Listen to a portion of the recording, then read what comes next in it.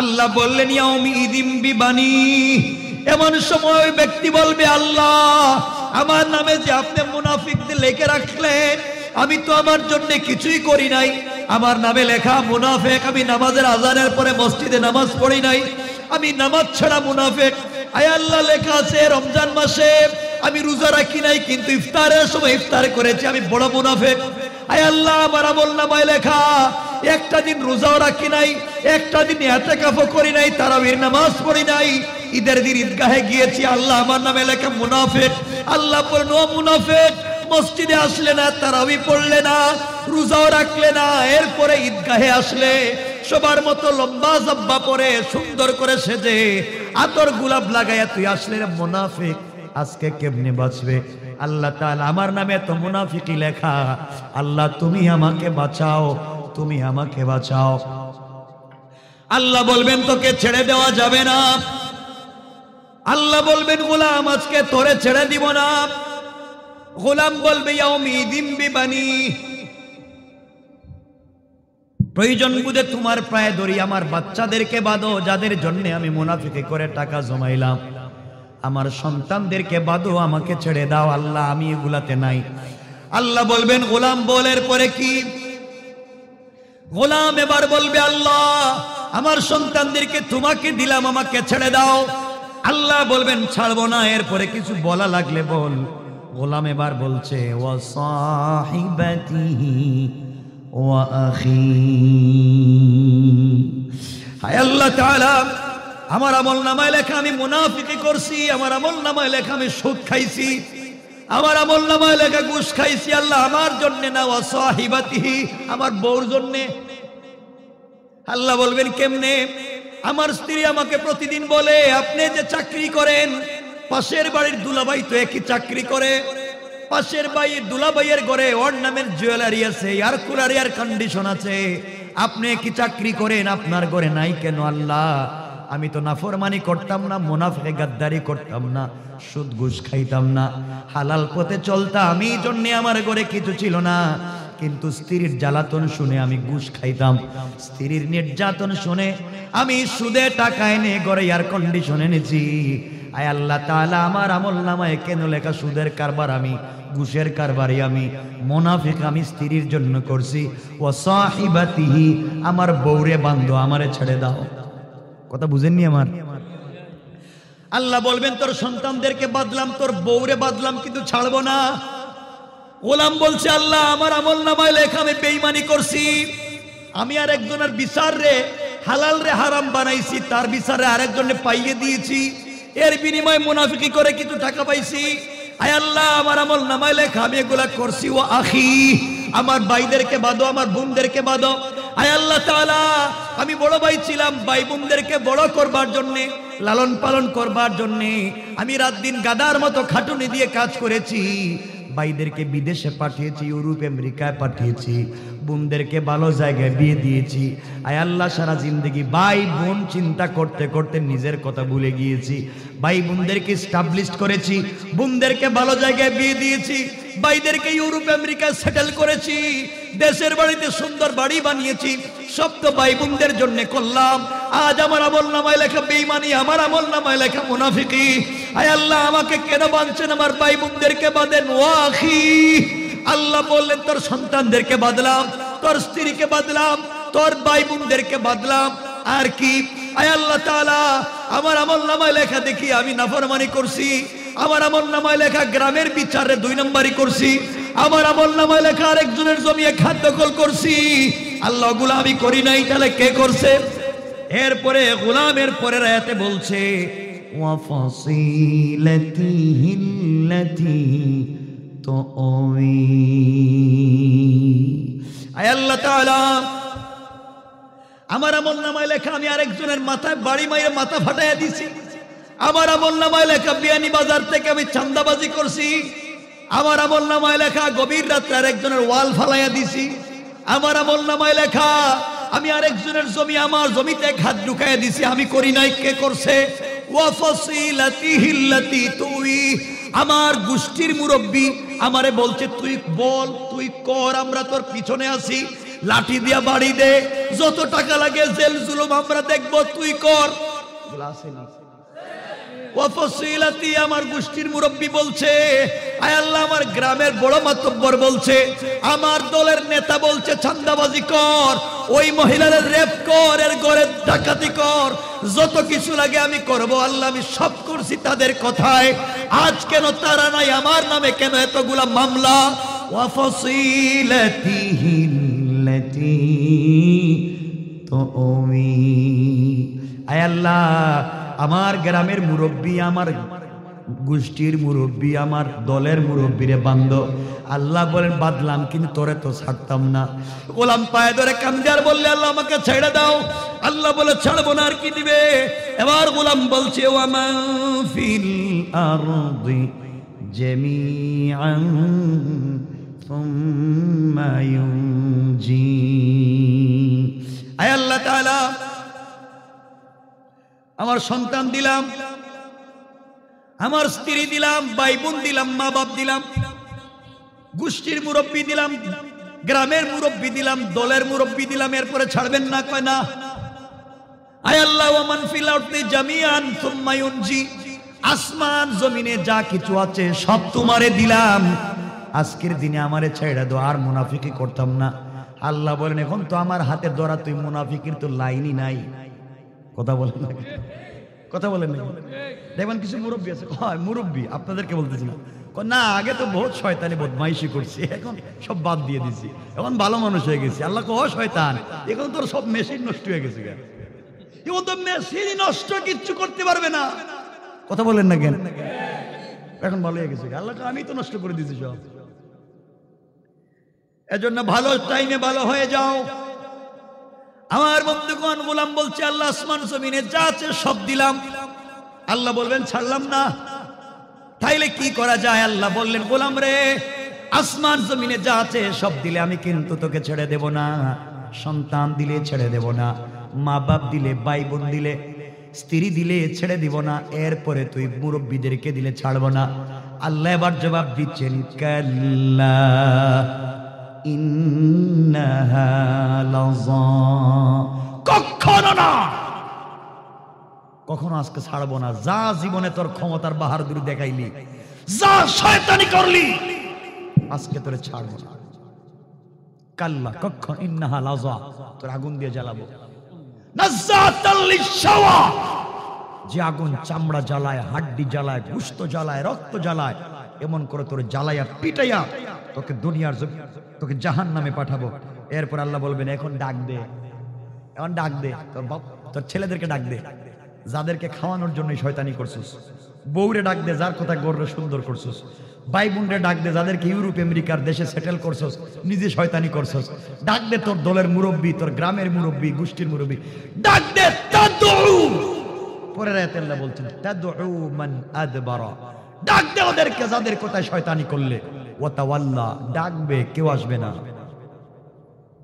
এরপর আল্লাহ বলেন মুনাফিকি করে সম্পদ জমাইছো, দুই নম্বরই করে ধান্দা বান্দা করে সম্পদ জমাইছো, জাল দলিল করছো, জাল নামজারি করছো, প্রিন্ট নিজের নামে আনছো, নিজের চাচাতো বাইরে ঠকাইছো, নিজের ইয়েতিমরে ঠকাইছো, নিজের বাইরে নিজের বাবা নিজের ছেলেরে সম্পত্তি দিছো। ও হাদি সাহেব, নিজের মেয়েরে দেও নাই, নিজের মেয়েরে দেও নাই, নিজের ছেলেরে দিছো, এইভাবে ঠকায়া ঠকায়া শয়তানি করছো। এরপরে আয়াতে আল্লাহ বলছেন ওয়া জামাআ ফাআওয়া, এত কিছু শয়তানি করে সম্পদ জমাইলি, আজকের দিন দেখ তোর সম্পদ তোরে বাঁচায়নি। নাউজুবিল্লাহ বলেন। 9:30 হয়ে গেছে, ভাইকে নিয়ে আসেন। এজন্য শুনে রাখেন মুসলমান, যে কথা বলতে চাই, আল্লাহকে ওয়াস্তে লম্বা করতে চাই না, আল্লাহকে ওয়াস্তে এই সমাজে ফিতনা করবেন না। মুনাফিকি চলবে? কথা বলেন চলবে? কথা বলেন চলবে? রাসূল পাক সাল্লাল্লাহু আলাইহি ওয়াসাল্লাম সাহাবায়ে কেরামদেরকে নিয়ে মসজিদে ফজরের সালাত আদায় করলেন। সালাত আদায় করে বসে আছেন আমার নবীর কলিজার টুকরা সাথীরা, আমার নবীর কলিজার টুকরা বন্ধুগণ, সাহাবায়ে কেরাম রাসূল পাকের চতুর্দিকে বসে আছেন। এমন সময় একজন জওয়ান লোক, একজন যুবক আমার নবীর সামনে দাঁড়িয়ে গেল, চোখের পানি ছেড়ে ছেড়ে কান্না করে ডাক দিয়ে বলতেছে, ইয়া রাসূলুল্লাহ, ইয়া হাবিবাল্লাহ, পয়গম্বর আরবি, সরকারে কায়নাত, দু জাহানের সরদার নবী রহমত জনাবে মুহাম্মদ রাসূলুল্লাহ সাল্লাল্লাহু আলাইহি ওয়াসাল্লাম, আপনার কাছে আমি বলতে চাই, পয়গম্বর আরবি, আমার বাবা ইন্তেকাল করেছেন। আমার নবী বললেন, যুবকরে, তোমার বাবা ইন্তেকাল করেছে, আমি কি করতে পারি? যুবক ডাক দিয়ে বলছেন, পয়গম্বর আরবি, আমার বাবা ইন্তেকালের আগে কয়েকটা ওসিয়ত করে গিয়েছেন, এই ওসিয়তগুলো আপনাকে শোনাতে চাই। নবীজি বললেন, কি বলেছে তোমার বাবা, তুমি আমাকে একটু খুলে বলো। যুবক ডাক দিয়া বলছেন, পয়গম্বর আরবি, আমার বাবা 5 ওয়াক্ত নামাজি, বড় বুজুর্গ আল্লাহওয়ালা। আমার বাবার পাগড়ি আপনার চাইতে ছোট ছিল না, আমার বাবার পাগড়ি আপনার চাইতে আরো বড় ছিল। আমার বাবার জুব্বার লম্বা ছিল, আমার বাবার মাথায় সুন্দর রুমাল ছিল। বুঝাতে চাইলাম, বেচারা বুজুর্গ হতে গেলে যতগুলা স্বাভাবিক বাহ্যিক কারণ সব দেখা যায়। নবীজি বললেন, কি বলতে চাও বলো। যুবক ডাক দিয়া বলছেন, পয়গম্বর আরবি, আমার বাবা ইন্তেকাল করেছেন, আমার বাবা ইন্তেকালের আগে কয়েকটা ওসিয়ত করে গিয়েছেন। এর মধ্যে কথাগুলা এমন ছিল, আমার বাবা তো আপনার পিছনে সালাত আদায় করতেন, মাঝে মাঝে আমার বাবা আপনার ইমামতির আগে ইকামত দিতেন, আমার বাবা আপনার সঙ্গে বিভিন্ন জায়গায় দাওয়াতে গিয়েছেন, আপনার সঙ্গে সফরে ছিলেন। রাসূল পাক বলছেন, বলো তো কি হয়েছে? কথাগুলা দিল দিয়ে শুনবেন। ওই লোকটা আমার রাসূলের পিছনে সালাত পড়েছে, মাঝে মাঝে ইকামত দিয়েছে, নবীজির সঙ্গে দাওয়াত খেতে গিয়েছে, মাথায় লম্বা পাগড়ি ছিল, পরনে লম্বা জুব্বা ছিল, মুখে লম্বা দাড়ি ছিল, তাসবিহ ছিল, অভাব নাই। রাসূল পাক বললেন, তো চিনেছি, এখন কি হয়েছে বলো। যুবক বলতেছেন, পয়গম্বর আরবি তাহাজ্জুদ ওয়ালা ছিলেন, 5 ওয়াক্ত নামাজি ছিলেন। বুঝলাম তো কি হয়েছে। আমার বাবা ইন্তেকালের আগে ওসিয়ত করেছেন, যদি তিনি ইন্তেকাল করেন, দুনিয়ার কোন মানুষ দিয়া যেন তার গোসলের ব্যবস্থা না করা হয়। দুনিয়ার কোন মানুষ যদি তাকে গোসল করা হয়, পয়গম্বর আরবি আপনাকে যেন নিয়ে যাই, আপনি ওখানে গিয়ে আপনার হাত মুবারক দিয়ে আমার বাবার শরীরে কিছু পানি ছিটাইয়া দেন, আপনার মুখের থুতু আর লালা মুবারক বের করে আমার বাবার মৃত বডিতে যেন লাগাইয়া দেন। রাসূল পাক বলছেন, যুবক বলো, আমার মুখের লালা আর পানি ছিটাইয়া দিলে কি লাভ? যুবক বলছেন, পয়গম্বর আরবি, আপনার মুখের লালার তো অনেক দাম, আপনার মুখের থুতু তো মিশকে আম্বরের চাইতে বেশি দামি। আল্লাহু আকবার। আপনার আঙ্গুল দিয়ে যদি আমার বাবার শরীরে পানি ছিটাইয়া দেন, আপনার আঙ্গুলের তো অনেক দাম। এই আঙ্গুল যখন আসমানের দিকে ইশারা করেছেন, চন্দ্র 2 টুকরা হয়ে গিয়েছে।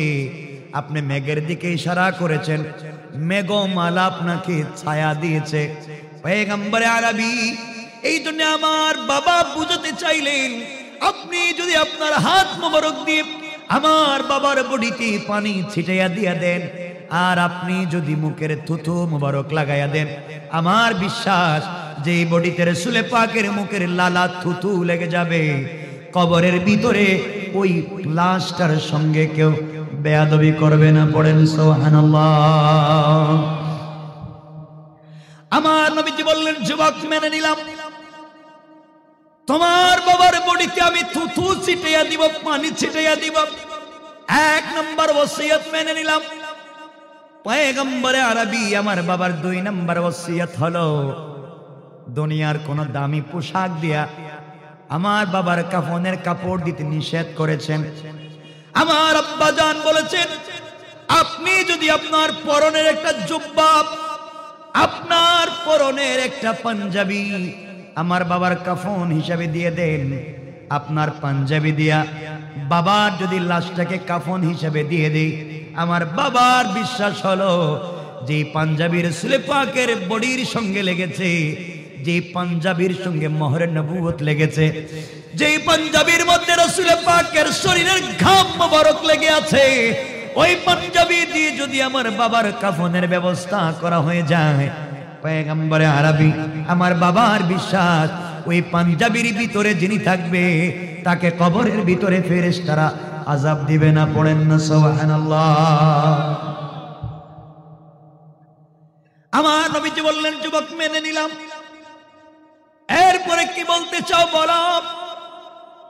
যুবক বলছেন, পয়গম্বরে আরবি আমার বাবার 3 নাম্বার ওসিয়ত, আমার বাবার যখন জানাজার সময় হবে দুনিয়ার কেউ যেন আমার বাবার জানাজার ইমামতি না করে, আপনি বাবার লাশের সামনে দাঁড়িয়ে ইমামতি করবেন। আমার বাবা চায় আপনি যেন তার সিনার সামনে দাঁড়িয়ে ইমামতি করেন। পয়গম্বরে আরবি আমার বাবার বিশ্বাস, যার জানাজা রাসূল পাক পড়িয়ে ফেলবে, যার জানাজার ইমামতি স্বয়ং আখিরি জামানার পয়গম্বর পড়াবে, তাকে কবরের ভিতরে কোনো প্রশ্ন করা হবে না। আল্লাহ পাক বুঝবেন তার বন্ধুর সঙ্গে লাশের মৃত ব্যক্তির সম্পর্ক আছে। এজন্য বলুন আপনি আমার বাবার জানাজার ইমামতি করবেন কিনা? রাসূল পাক বললেন, যুবক মেনে নিলাম, তোমার বাবার জানাজার ইমামতি করব। এবার বলো কি জানতে চাও? আমার যুবক বলছেন, পয়গম্বরে আরবি আমার বাবার শেষ ওসিয়ত, আমার বাবাকে যখন কবরে মাদফুন করা হবে, কবরের ভিতরে রাখা হবে, আপনি নিজের হাতে কবরে রাখবেন আমার বাবার ওসিয়ত। রাসূল পাক যাকে কোলে করে উঠে কবরে রাখবেন, তার মতো সৌভাগ্যবান কোন প্রাণী পৃথিবীতে আর নাই। এই জন্য আমার বাবার শেষ কথা হলো, বলেন না আপনি আমার বাবাকে কি কবরে রাখবেন? রাসূল পাক যুবকের হাত ধরে বললেন, কথা দিলাম, কথা দিলাম রে যুবক, আমার তুতো দিয়া তোমার বাবার লাশটাকে লাশে লাগায়া দেব, আমি পানি ছিটাইয়া দেব, আমার জুব্বা খুলে তোমার বাবার কাফনের ব্যবস্থা করব, আমি তোমার বাবার জানাজার ইমামতি করব, আমার কোলে করে তোমার বাবাকে কবরে রাখবো। যুবক খুশি হয়ে গিয়েছে। আবু বকর বসা, ওমর বসা। ওমর যুবকটাকে ধরে বললেন, যুবক বল না তোর বাবার নাম কি? রাসূল তো বলেছেন তোমার বাবাকে জানাজা পড়াবেন, তুতু লাগাইয়া দিবেন, কবরে রাখবেন, নিজের জুব্বা খুলে দিবেন। এত বড় সৌভাগ্য পৃথিবীতে কোন মানুষের হয়েছে কি আমাদের জানা নাই। এত বড় সৌভাগ্য কার রে? যুবক বল না তোর বাবার নামটা কি বল? যুবক বলতেছে, আমার বাবার নাম হলো, মদিনার এমন কোন মানুষ নাই যে মানুষ আমার বাপকে চিনে না। আমার বাবার নাম আব্দুল্লাহ ইবনে উবাই ইবনে সালুল। কি বুঝলেন? কি কইলেন আপনারা? নাউজুবিল্লাহ বলবেন না? আব্দুল্লাহ ইবনে উবাই ইবনে সালুল মুনাফিকদের নেতা, মুনাফিকদের রইস, মুনাফিকদের লিডার। উহুদের যুদ্ধ থেকে 300 মানুষ নিয়ে যে ফিরে এসেছিল রাসূলকে একা রেখে, কথা শুনবার পরে ওমর দাঁড়ায় গেছেন, তরবারি খুলছেন, কয় এদিকে আয়, তোর বাপ মারা গেছে আবার তুইও আসছিস আর এতগুলো ওসিয়ত আদায় করলে? না না, এটা তো মুনাফিক ইয়া রাসূলুল্লাহ, এরা কি আপনি চিনছেন? নবীজি বলেন, আমি তো চিনি, আব্দুল্লাহ ইবনে উবাই ইবনে সালুলকে তো ভালো করে চিনি, আমার পিছনে নামাজ পড়ছে, আমার সঙ্গে প্লেটে খাইছে। সাহাবায়ে কেরাম বলছেন, ইয়া রাসূলুল্লাহ জানেননি আপনার পিছনে নামাজ পড়ে মসজিদ থেকে বের হইয়া মুনাফিকি করছে। আল্লাহ বলছেন, ওয়াইদা খালাউ ইলা শায়াতিনহিম ক্বালু ইন্না মাআকুম ইন্নামা নাহনু মুস্তাহজিউন। শয়তানেরা মুসলমানদের কাছ থেকে যখন চলে যেত, মুসলমানদের কাছে এসে বলতো, আমরা তোমাদের সাথে আছি, রাসূলে পাকের কাছে এসে বলতো আমরা আপনার সাথে আছি।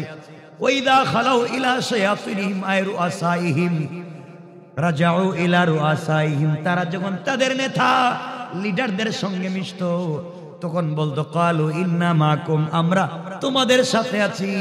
ইন্নামা নাহনু মুস্তাহজিউন, মুসলমানদের কাছে যায় শুধুমাত্র টাট্টা বিদ্রুপ করার জন্য।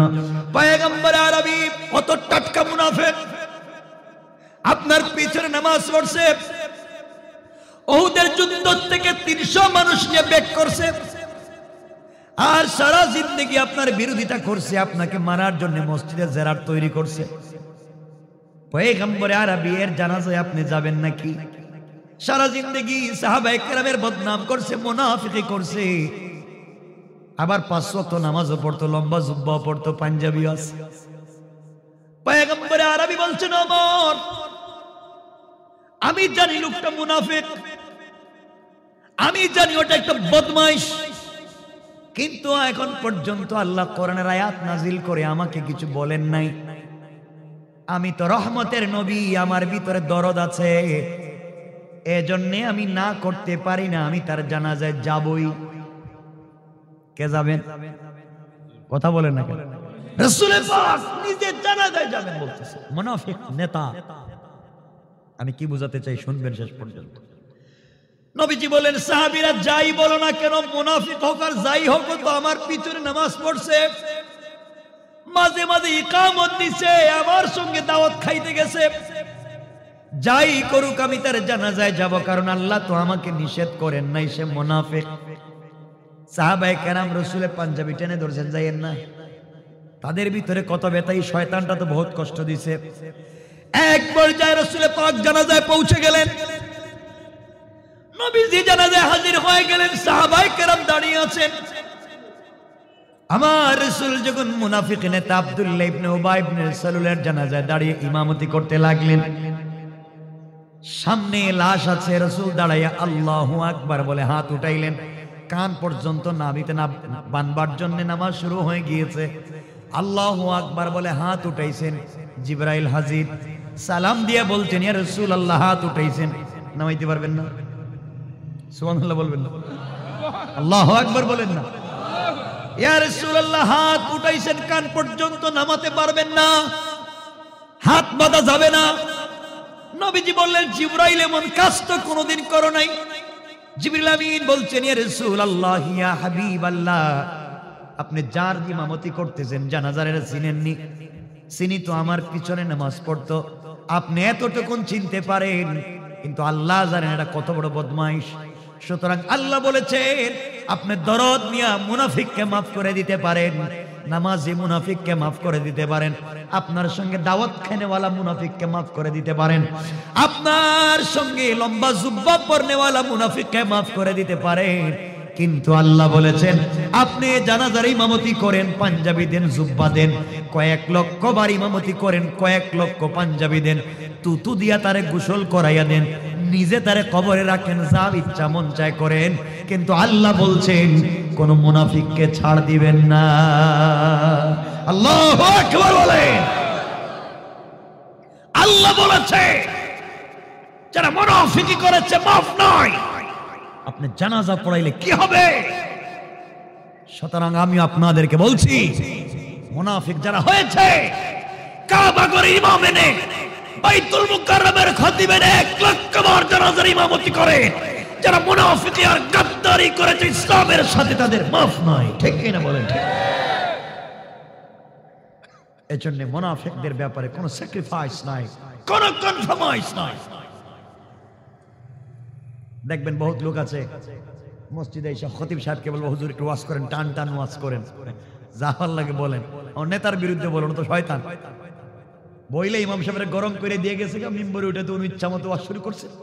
আর হে নেতার কাছে গিয়ে বলছে নেতা আজকে হুজুর আপনার বিরুদ্ধে ওয়াজ করবো, খবর আছে কিন্তু এরা ধরে নিয়ে আসবে। ঠিক কিনা বলেন? এগুলো আছে না নাই? টাটকা শয়তান, শয়তান।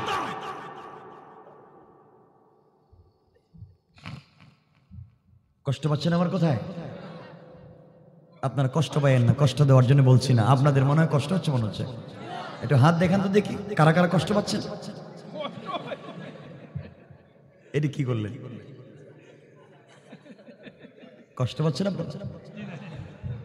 আমি খুব লম্বা কথা বলবো না, আমি ভাইদেরকে বলে রাখছি টাইম। মুনাফিকদের 15টা আলামত আছে। আমি আজকে 15টা আলামত বলতে চেয়েছিলাম, 15টা আলামত মুনাফিক চেনার। দেখবেন বহুত লোক আছে আপনার সামনে দিয়ে যাচ্ছে, লম্বা করে সালাম দিচ্ছে, এরপরে দেখবেন তসবিহ পড়তে সুবহানাল্লাহর তসবিহ। আপনার সামনে গিয়ে একটু ট্রাই করে তার পিছনে তাকায় দেখবেন আপনার দিকে কেমনে তাকায়। আছে না এগুলা? খারাপ, শয়তান, নাফরমান, এগুলার থেকে সমাজকে বাঁচানো দরকার আছে না নাই? কথা বলেন আছে না নাই? এজন্য আমার মুসলমান বন্ধুগণ গভীর মনোযোগ, আল্লাহ রাব্বুল ইজ্জত ওয়াল জালাল আমার তেলাওয়াতকৃত আলোচ্য আয়াতগুলোর ভিতরে 29 নম্বর পারা 70 নম্বর সূরা সূরাল মাআরিজের 15 নম্বর আয়াত থেকে আল্লাহ বলছেন, আমার আল্লাহ হঠাৎ করে বললেন কাল্লা ইন্নাহা লাযাব, কখনো ছেড়ে দিবেন না তাদেরকে। কারে? আসতে বললেন কেন? এখানে কেউ আসেন নি? এটা হাত উঠান দেখি কে আছেন? কি আল্লাহ আল্লাহ, তাহলে তো আপনাদের কাছে মুরিদ হওয়া দরকার দেখতেছি। তো পীর বুজুর্গ ওলিয়া উলিয়া পর্যায়ে পৌঁছে গেছে, রাসূলের পিছনে নামাজ পড়ছে, নবীদের সঙ্গে দাওয়াত খাইছে, রাসূল নিজের জুব্বা দিবেন, দাড়িও লম্বা, টুপিও লম্বা, পাঞ্জাবিও আছে, পাগড়িও আছে, এরপরে মুনাফিক। এগুলা বাংলাদেশে আসেনি? যদি না থাকতো তাহলে বাংলাদেশে মাননীয় প্রধানমন্ত্রী, গণপ্রজাতন্ত্রী বাংলাদেশ সরকারের মাননীয় প্রধানমন্ত্রী তিনি বলেছিলেন বাংলাদেশে মাদক হবে জিরো টলারেন্স। বলেন নাই? পুলিশ বাহিনী সহ সকল প্রশাসন জিরো টলারেন্সের জন্য মাদকের বিরুদ্ধে যুদ্ধ ঘোষণা করা হয়েছিল।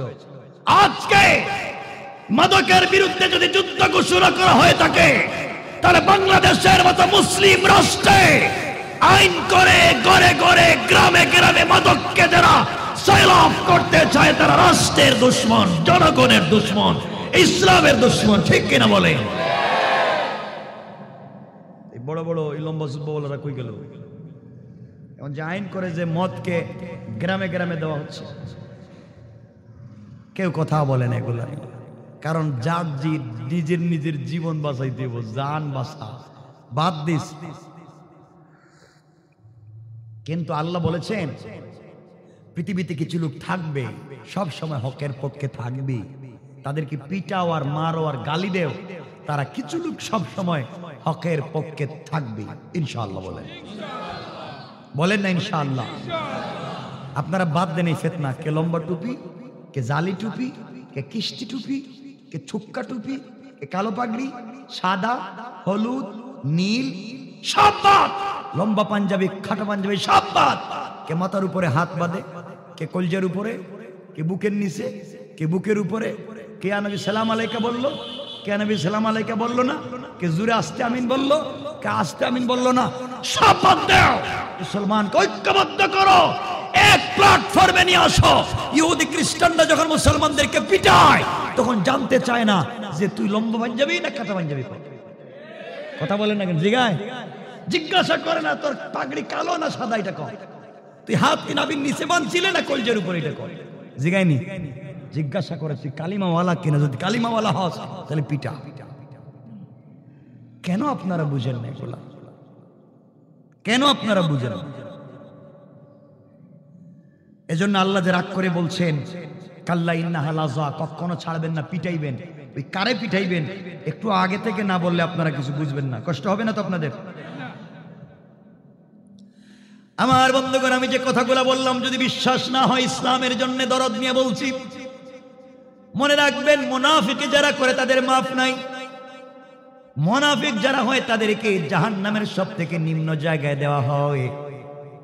মুনাফিকদের সঙ্গে আল্লাহ জিন্দেগিতে কথা বলবেন না, রাসূল পাক পর্যন্ত তাদের সঙ্গে কিয়ামতের দিন কথা বলবেন না। এজন্য আমাদের মধ্যে যদি এমন কোন চরিত্র থাকে, আমরা যেন ভালো মানুষ হয়ে যাই। যদি বিশ্বাস না হয়, আল্লাহ বলছেন ওই দিন বিশ্বাস হবে। কোরআনে কারীমের 29 নম্বর পারা 70 নম্বর সূরা, সূরা আল মারিজের 8 নম্বর আয়াত থেকে আল্লাহ রাব্বুল ইজ্জত ওয়াল জালাল বলছেন ইয়াউমা তাকুনুস সামাউ কাল মুহল। আল্লাহ রাব্বুল ইজ্জত ওয়াল জালাল বললেন যেই দিন আসমানগুলা গলিত তামার মতো গলে গলে ফুটা ফুটা হয়ে পড়বে, যেই দিন আসমান গলে যাবে ওই দিন বুঝতে পারবে আল্লাহর কথা সত্য ছিল না মিথ্যা। আল্লাহ বলছেন যেদিন দেখবা আসমানগুলা গলে গলে ফুটা ফুটা হয়ে পড়ে যায়। এরপরের আয়াতে আল্লাহ বলছেন ওয়াতাকুনুল জিবালু কাল আইন, যেই দিন পাহাড়গুলা রঙিন তুলার মতো সুতার মতো উড়ে যাবে, যেই দিন পাহাড়গুলো উড়ে যাবে তুলার মতো হয়া, এই দিন আল্লাহ বলছেন বন্ধুরে তুমি যার জন্য মুনাফিকি করেছো, যেই বন্ধুর কথায় তুমি গাদ্দারি করলা, আরেকজনের সঙ্গে বেঈমানি নাফরমানি করলা, মানুষকে ঠকাইলা, ধান্দা মান্দা করলা, যার জন্য করেছো আল্লাহ বলছেন ওয়ালা ইয়াসআলু হামিমুন হামিমা। ওই দিন তোমার কলিজার টুকরা বন্ধু পর্যন্ত বন্ধুর খবর নিবে না, বন্ধু পর্যন্ত বন্ধুর কাছে আসবে না, যার জন্য তুমি এত নাফরমানি করলাম। এরপর আল্লাহ বলছেন ইউবসসিরুনহুম ইয়াওয়াদ্দুল মুজরিমু লাও ইয়াফতাদি মিন আযাবি ইয়াউমিইযিম বিবানি। আল্লাহ রাব্বুল ইজ্জত ওয়াল জালাল বললেন ইউবসসিরুনহুম ইয়াওয়াদ্দুল মুজরিম, ওই দিন আপনি দেখবেন যার জন্য মুনাফিকি করলেন, যেই নেতার জন্য যেই ভাইয়ের জন্য মুনাফিকি করলেন, ভাই আপনাকে দেখবে আপনিও তাকে দেখবেন, কেউ আপনাকে বাঁচাবার জন্য আসবে না। আপনি যখন দেখবেন যার জন্য এত কিছু করলেন আপনি একা, আল্লাহ বলছেন ইয়াউমিদিন বিবানি, ওই সময় আপনি বলবেন আল্লাহ তাআলা আমি মুনাফিকি আর গাদ্দারি করে টাকা জমিয়েছি, মুনাফিকি গাদ্দারি বেঈমানি বদমাইশি করে টাকা জমিয়েছি, মানুষকে ঠকিয়ে টাকা জমিয়েছি, আয় আল্লাহ তাআলা এগুলা সন্তানদের জন্য করেছি, এই টাকা দিয়ে সন্তানদেরকে বাড়ি গাড়ি করে দিয়েছি, মিল ফ্যাক্টরি করে দিয়েছি, সন্তানদেরকে ভালো স্কুল কলেজ ইউনিভার্সিটিতে পড়াইছি, আজকের দিনে আমি বিপদে আমার সন্তানও আমাকে চিনে না। আল্লাহ বললেন ইয়াউমিদিন বিবানি, এমন সময় ব্যক্তি বলবে আল্লাহ আমার নামে যে আপনি মুনাফিকদের লিখে রাখলেন, আমি তো আমার জন্য কিছুই করি নাই, আমার নামে লেখা মুনাফিক, আমি নামাজের আজানের পরে মসজিদে নামাজ পড়ি নাই, আমি নামাজ ছাড়া মুনাফিক, আয় আল্লাহ লেখা আছে রমজান মাসে আমি রোজা রাখি নাই কিন্তু ইফতারের সময় ইফতার করেছি, আমি বড় মুনাফিক, আয় আল্লাহ আমার আমলনামায় লেখা একটা দিন রোজাও রাখি নাই, একটা দিন ইতিকাফও করি নাই, তারাবির নামাজ পড়ি নাই, ঈদের দিন ঈদগাহে গিয়েছি, আল্লাহ আমার নামে লেখা মুনাফিক। আল্লাহ বলেন ও মুনাফিক, মসজিদে আসলে না, তারাবি পড়লে না, রোজাও রাখলে না, এরপরে ঈদগাহে আসলে সবার মতো লম্বা জাব্বা পরে সুন্দর করে সেজে আতর গোলাপ লাগাইয়া তুই আসলে মুনাফিক, আজকে কেমনে বাঁচবে? আল্লাহ তাআলা আমার নামে তো মুনাফিকি লেখা, আল্লাহ তুমি আমাকে বাঁচাও, তুমি আমাকে বাঁচাও। আল্লাহ বলবেন তোকে ছেড়ে দেওয়া যাবে না, আল্লাহ বলবেন গোলাম আজকে তোরে ছেড়ে দিব না, গোলাম বলবে ইয়াউমিদিন বিবানি, প্রয়োজন বুঝে তোমার পায়ে ধরি, আমার বাচ্চাদেরকে বাঁধো যাদের জন্য আমি মুনাফিকি করে টাকা জমাইলাম, আমার সন্তানদেরকে বাঁধো, আমাকে ছেড়ে দাও আল্লাহ আমি এগুলাতে নাই। আল্লাহ বলবেন গোলাম বলের পরে কি? গোলাম এবার বলবে আল্লাহ আমার সন্তানদেরকে তোমাকে দিলাম, আমাকে ছেড়ে দাও। আল্লাহ বলবেন ছাড়বো না, এরপরে কিছু বলা লাগলে বল। গোলাম এবার বলছে ওয়া সাহিবাতিহি ওয়া আখি,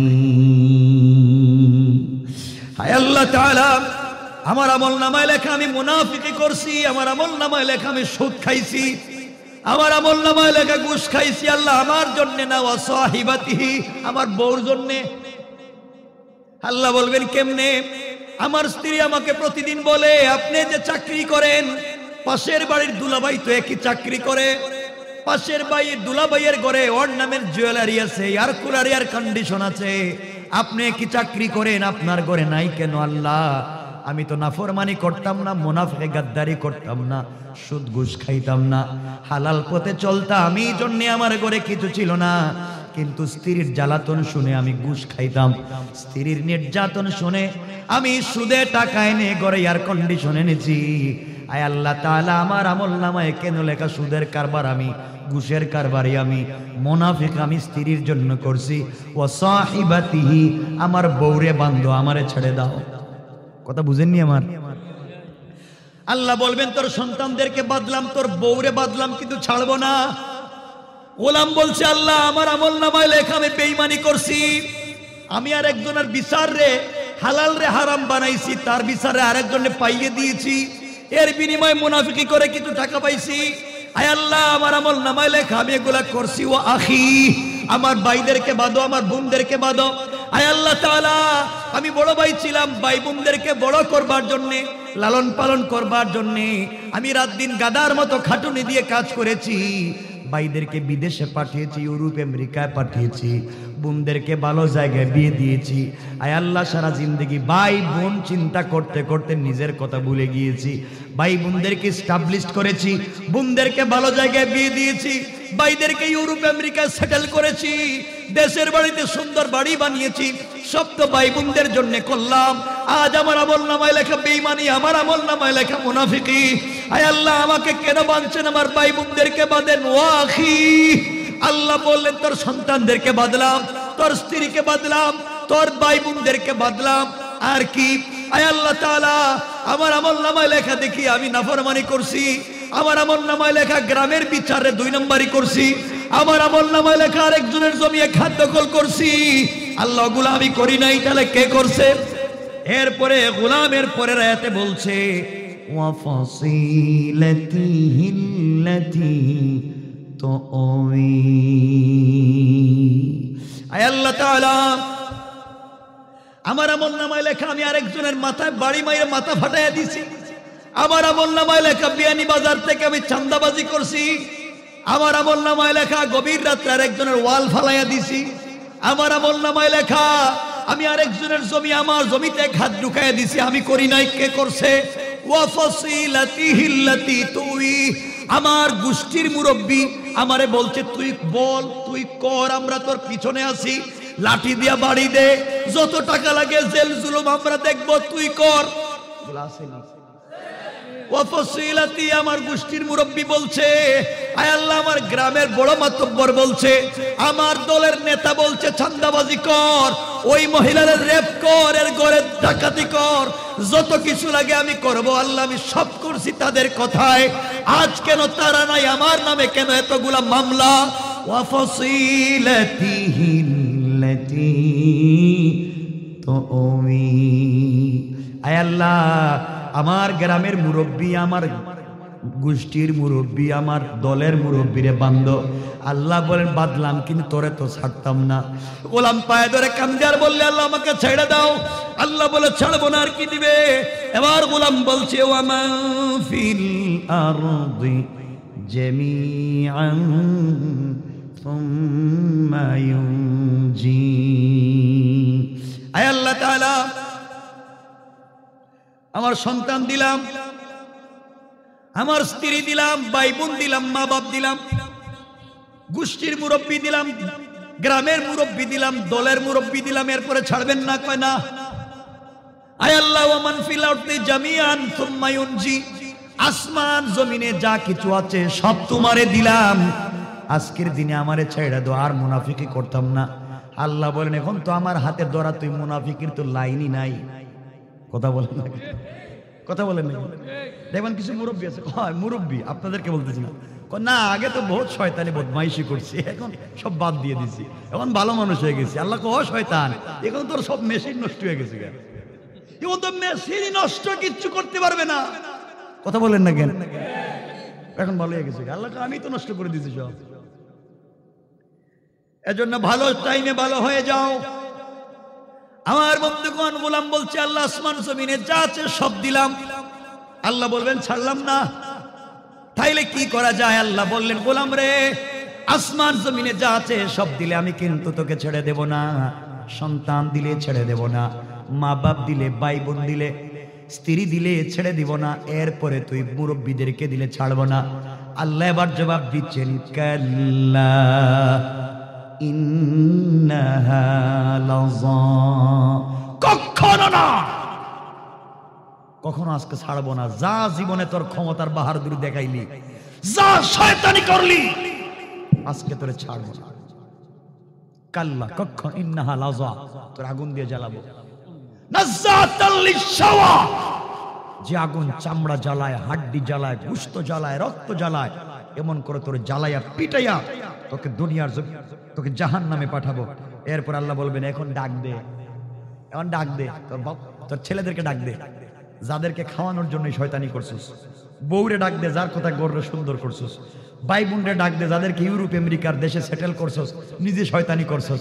ডাক দে তোর দলের মুরব্বী, তোর গ্রামের মুরব্বী, গোষ্ঠীর মুরব্বী, ডাক দে। তাদউ, পরের আয়াতে আল্লাহ বলছেন, তাদউ মান আদবারা, ডাক দে ওদেরকে যাদের কথায় শয়তানি করলে।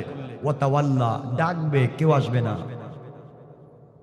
এরপর আল্লাহ বলেন, মুনাফিকি করে সম্পদ জমাইছো, 2 নম্বরই করে ধান্দা বান্দা করে সম্পদ জমাইছো, জাল দলিল করছো, জাল নামজারি করছো, প্রিন্ট নিজের নামে আনছো, নিজের চাচাতো বাইরে ঠকাইছো, নিজের ইয়েতিমরে ঠকাইছো, নিজের বাইরে নিজের বাবা নিজের ছেলেরে সম্পত্তি দিছো।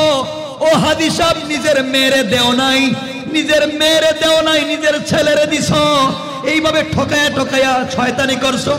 এরপরে আয়াতে আল্লাহ বলছেন, ওয়া জামাআ ফাআওয়া, এত কিছু শয়তানি করে সম্পদ জমাইলি, আজকের দিন দেখ তোর সম্পদ তোরে বাঁচায়নি। নাউজুবিল্লাহ বলেন।